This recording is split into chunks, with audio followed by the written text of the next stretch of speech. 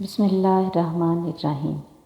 سعودی عرب میں سعودی ایک شخص نے فلپائن کسی عورت سے چھپ کے شادی کی تھی، کیونکہ وہ پہلے ہی شادی شدہ تھا اور پہلی بیوی کے ساتھ اولاد بھی تھی۔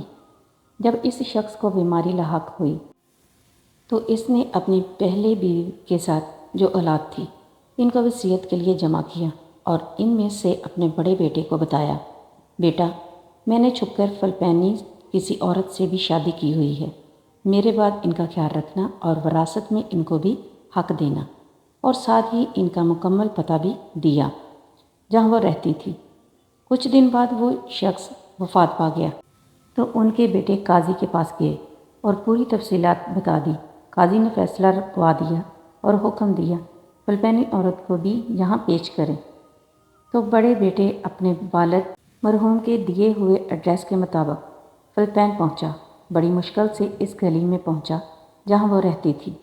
دوسری طرف وہ عورت جو اس کے والد کی زوجہ تھی انہیں دیکھ کر ہی بتا دیا، میں وہی عورت ہوں جو تو تلاش کر رہا ہے، اور مجھ تک یہ خبر بھی پہنچی ہے کہ میرا شوہر کا انتقال ہو گیا ہے۔ تو بیٹے نے بھی ساری تفصیلات بتا دی اور ان کو سعودیہ کی طرف سفر کے لیے قائل کیا، اور اپنی دوسری ماں کو لے کر سعودی پہنچے اور سیدھا قاضی کے پاس گئے تو اس عورت کے حصے میں 8 لاکھ ریال آیا، جو ہندوستانی روپوں میں تقریباً 1.5 کروڑ کے لگ بھگ بنتے ہیں، اور ساتھ ہی قاضی نے حکم دیا ان کو عمرہ کی ادائیگی کے بعد فلپائن روانہ کیا جائے۔ بڑے بیٹے نے ایسا ہی کیا۔ اس کے واقعہ کے ٹھیک 4 سال بعد بڑے بیٹے فلپائن اپنے دوسری ماں سے ملنے گئے اور حال احوال پوچھنے کی غرض سے گیا تو وہاں پہنچ کر اس کو بہت تعجب ہوا اور اس سے کہا، ماں جی، آپ کو اتنی بڑی رقم وراثت میں ملنے کے باوجود وہی پرانے خستہ حال مکان میں رہ رہی ہیں۔ ماں جی نے اس کا ہاتھ پکڑ کر ایک جگہ لے گئی جہاں ایک بڑا اسلامی ادارہ قائم تھا۔ وہاں حفظ القرآن کا شعبہ بھی تھا اور یتیم خانہ بھی۔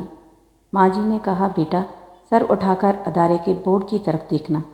بورڈ دیکھ کر بیٹے کی آنکھوں میں آنسو امڑ آیا، کیونکہ بورڈ پر ان کے والد کا نام لکھا ہوا تھا۔ اس نیک صفت عورت نے کہا، میں نے یہ ادارہ اپنے وراثت کے پیسے سے بنایا ہے اور اپنے شوہر کے نام پر وقف کیا ہے تاکہ ان کو اس ادارے کی وجہ سے ثواب ملتا رہے۔ یہ تھی سچی محبت، ورنہ اس پیسے سے وہ ایک عالیشان بنگلہ بھی بنا سکتی تھی، پر انہوں نے سوچا محبت کے مقابلے میں عالیشان بنگلہ کی کیا حیثیت۔ بنگلہ تو عارضی چیز ہے، البتہ یہ اسلامی ادارہ ان کو اور ان کے شوہر کو آخرت میں کام آئے گا۔ امید کرتی ہوں آپ کو کہانی اچھی لگی ہوگی۔ سب کمنٹس کر کے لازمی بتانا کہ آپ کو کہانی کیسی لگی۔ اگر مزید اور کہانیاں سننا چاہتے ہیں تو کمنٹس میں بتائیں اور میرے چینل کو سبسکرائب کر لیں۔ شکریہ۔ اللہ حافظ۔